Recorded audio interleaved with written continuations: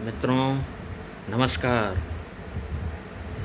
आज का विषय का टॉपिक बहुत ही इंटरेस्टिंग है। आज का टाइटल है सोनम और साहनी के बहाने।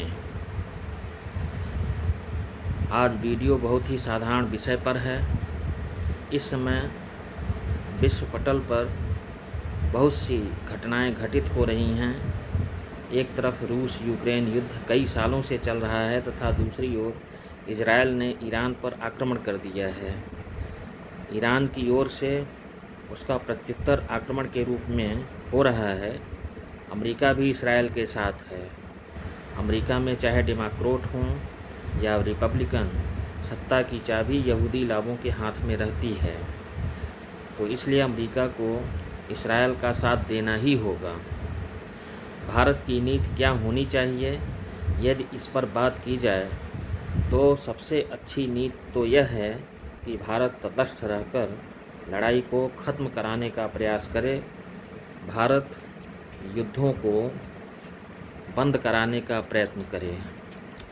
खैर, आज के विषय पर आते हैं। वीडियो पर आगे बढ़ने के पहले आपसे अनुरोध है कि वीडियो को लाइक करें, शेयर करें और हर तरह के वीडियो को अलग अलग सब्सक्राइब करें। मेरे पास कोई संसाधन नहीं है, फिर भी कॉमन इंटरेस्ट पर मैं वीडियो बनाकर आपके समक्ष प्रस्तुत करता हूँ। इसीलिए आप भी मेरे इस चैनल को ज्वाइन करें और घंटी दबा दें।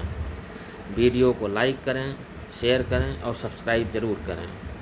आज के विषय पर आप हंस सकते हैं, किंतु शुरुआत इन्हीं शब्दों से करना पड़ रहा है। वीडियो का टाइटल है एक ओर सोनम और दूसरी ओर साहनी। हमारे प्राचीन ग्रंथों में कहा गया है, किम तया क्रियते लब्ध्या या वधुः इव केवलम या तु वैश्येव सामान्या पथिके अपि भुज्यते। सोनम और साहनी क्रमशः दूसरी और पहली लाइन में उल्लिखित हैं। सोनम जैसी नारियां पथिकों के लिए, जबकि साहनी नैना जैसी कुलवधू थी। भारतीय मीमांसा में स्त्रियों को पति के अधीन बताया गया है। इसीलिए स्त्रियों का अर्थात अपने पति के घर में रहना आवश्यक कहा गया है।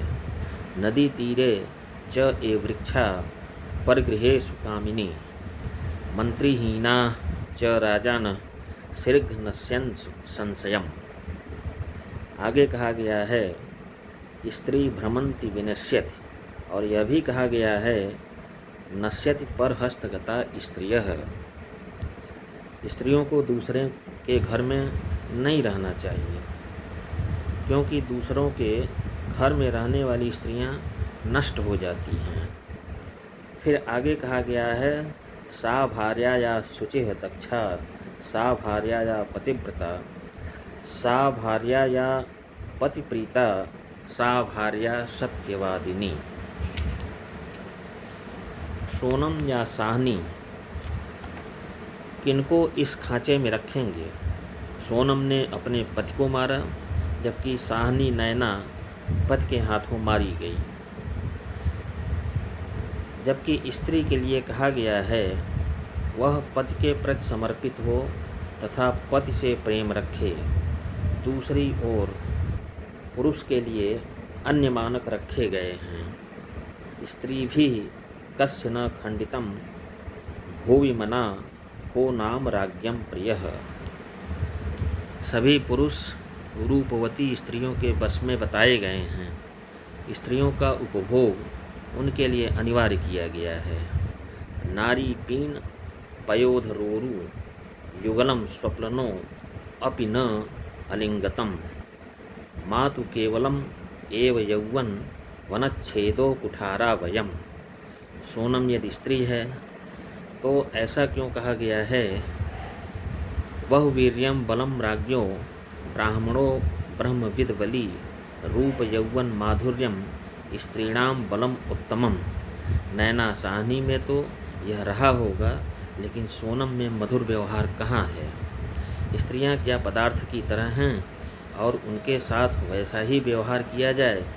ईक्षुदंडा तिला क्षुद्रा कांता हेम च मेदिनी चंदन दधि तांबूल मर्दनम गुणवर्धनम।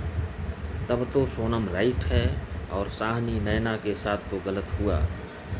क्या हम कह सकते हैं कि सोनम की सटीक व्याख्या या चित्रण आगे की पंक्तियों में है? जल्पन्ति साधर्मण्येन पश्यन्तत यन्य सविभ्रमा हृदये चिन्तन्यन्य न स्त्री जात मकेलो रतिः। सेक्स वर्कर महिला स्थिर चित्त वाली नहीं होती है। दूसरी ओर नैना साहनी का पति कुछ इसी तरह का है। परदाराभिमर्शनम चांडालम उच्यते। और यो मोहान मन्ये मूढ़ो स्रक्तेयम मयि कामिनी स तस्य वशगो भूत्वा नृत्येत क्रीड़ा शकुन्तवत्। उसके इसी मनोदृष्टि के वजह से नैना मारी गई होगी। सोनम के बारे में जो जानकारियां और कहानियां सोशल मीडिया तथा समाचार चैनलों पर बताई जा रही हैं, उसे तो अपने ग्रंथों में 5000 साल पहले ही बताया गया था। अनृतम साहसम माया मूर्खत्वम अतिलुब्धता अशौचत्वम निर्दयत्वम स्त्रीणाम दोषा स्वभावजा। सोनम जैसी स्त्रियों के छल कपट सीखा जा सकता है। स्त्रीभ्यः शिक्षेत कैतवम। आगे कहा गया है कि स्त्रीणाम धूर्ता च मालिनी। दूसरी ओर नैना जैसी महिलाओं के लिए सम्मान दिया गया है और कहा गया है पादाभ्याम न स्पृशेदम कुमारी। सोनम अपने पति के लिए क्रोधमुखी च भार्या साबित हुई। राजा जैसे